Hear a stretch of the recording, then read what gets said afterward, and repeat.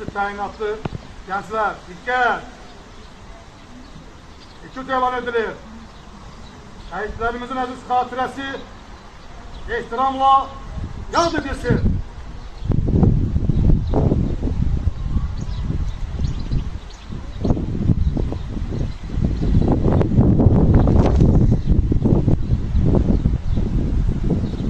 Azad! Azad! Siz xüsusi təyinatlı gənclər 28 may müstəqillik günüdür və müstəqillik Azərbaycan xalqının şanlı tarixi və dövlətçilik qürurudur. İndi isə söz xüsusi təyinatlı gənclərə verilir. 28 may Azərbaycan xalqı azadlıq və qürur günüdür. Müstəqillik bizə qəhrəman oğullarımızın şücaəti və şəhidlərimizin qanı bahasına bəxş olunub.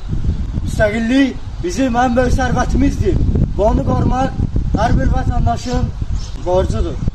Müstəqillik bayrağımızı daim tutacaq, dövlətimizə layıqlı vətəndaş kimi yetişəcək. Biz Azərbaycan gəncliyik, vətənimizə sadiq, intizamlı vətəndaş kimi olacaq.